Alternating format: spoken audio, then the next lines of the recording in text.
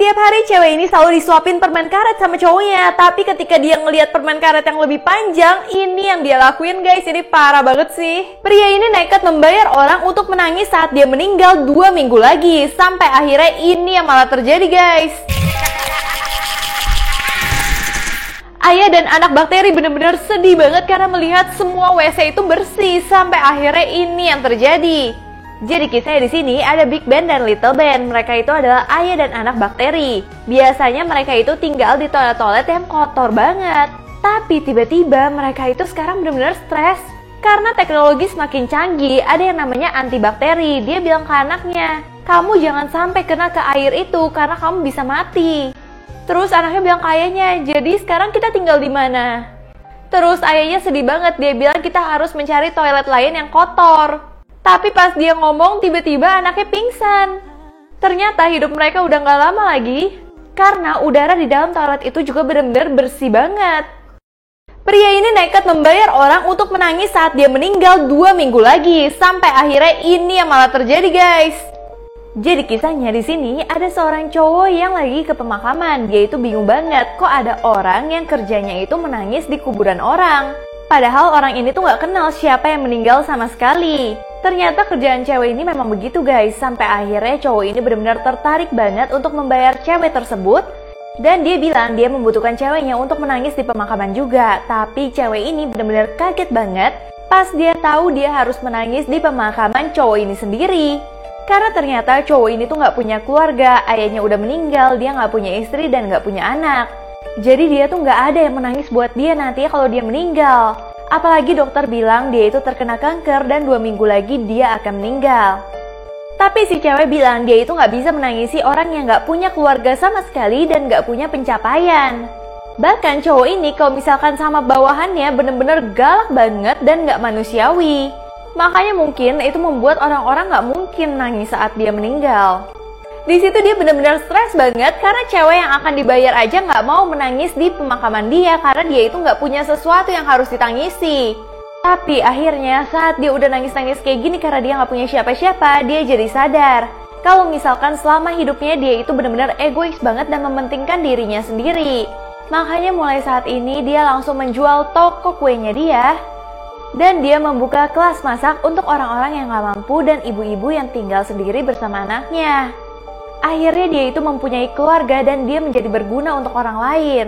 Sampai akhirnya cewek ini mau meratapi saat dia meninggal nanti. Bahkan 2 minggu kemudian benar aja dong cowok ini meninggal. Dan dia itu kedatangan banyak banget orang yang mencintai dia. Karena di akhir hidupnya dia benar-benar baik banget sama orang-orang. Dan banyak banget orang yang menangis saat dia meninggal. Cowok ini selalu ngatain tante-tante di atas umur 40 tahun. Sampai akhirnya dia kena karma dijadiin roti.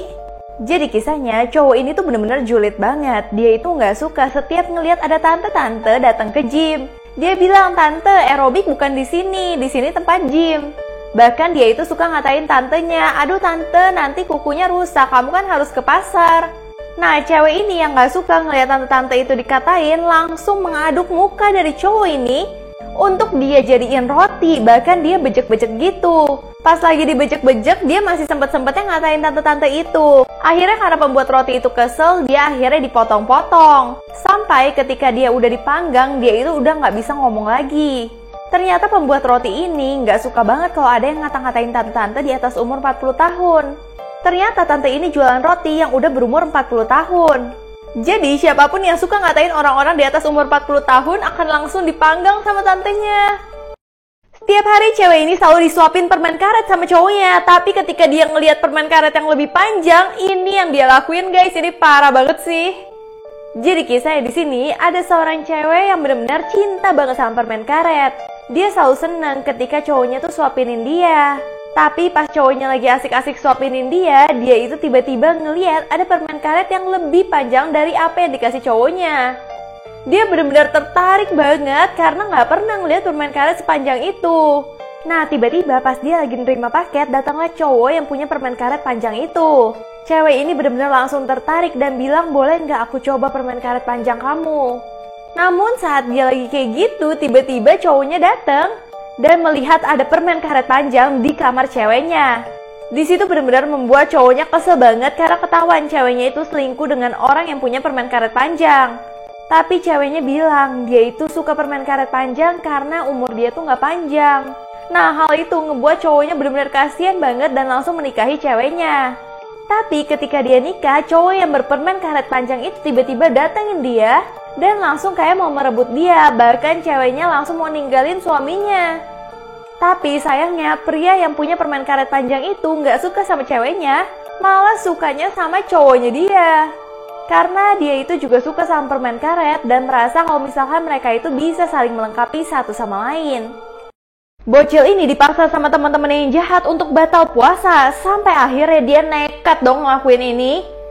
Jadi kisahnya, bocil ini adalah ketua kelas yang dia itu disiplin banget. Tapi hari ini karena dia telat sahur, dia itu jadi lemes banget. Sampai gurunya nanya ke dia, "Kamu tetap puasa kan?" Nah, walau udah lemes, si bocil itu tetap mau puasa. Sampai akhirnya si bocil ini ketemu temennya yang bernama Sarah yang bannya itu kempes. Dia anterin ke tambal ban. Walaupun dia itu udah capek dan aus banget. Bahkan saat dia lewatin teman-teman yang lagi main bola, dia dipaksa ikut main. Padahal dia udah gak kuat, aus banget, tapi temennya maksa dia. Bahkan abis main bola, temennya juga maksa dia untuk minum aja, seger nih. Jadi semua temennya tuh gak ada yang puasa. Namun bocil ini gak tergoda loh, bocil ini langsung kesel dan pergi karena disuruh batal puasa sama temennya. Di jalan dia lihat temen ceweknya lagi jualan warung dan sengaja gitu goda-godain dia untuk bisa minum minuman yang seger banget. Sebenarnya awalnya dia itu udah tergoda untuk beli, tapi dia itu inget banget kalau misalkan hal itu nggak boleh. Akhirnya dia pulang deh ke rumah. Pas di rumah dia udah pingin banget buka puasa duluan. Tapi tiba-tiba Sarah yang tadi cewek dia tolongin itu datang ke rumahnya dia dan kasih dia makanan untuk buka puasa sama ibunya. Di situ bocil ini jadi sadar kalau misalkan dia harus tahan-tahan. Setelah mendengar Sarah, dia pikir kalau dia nggak boleh tergoda lagi. Dia harus kuat karena dia merasa udah dewasa. Satu geng ini lagi tukar kado, tapi pas cewek ini buka kadonya, semua orang tuh jadi ketakutan banget karena ini yang terjadi. Jadi kisahnya, satu geng ini lagi Natal, lagi pingin buka kado bareng. Nah, pertama cowok ini kasih kado ke ceweknya. Tapi pas ceweknya buka kadonya, semua orang tuh kaget. Cowok ini nanya, "Bukannya ini hadiah aku untuk kamu?" Nah, nggak hanya itu aja, tiba-tiba cowok yang baju orange ngomong, "Ini kan kado ulang tahun aku buat kamu." Nah, terus tiba-tiba si cewek ini yang dari tadi bengong ngomong lagi, "Ini kan kado Natal dari aku buat kamu." Dan ternyata dia itu pertama kali kasih ke yang baju orange. Jadi ketahuan deh kalau mereka itu sering kasih kado yang udah dikasih sama orang lain.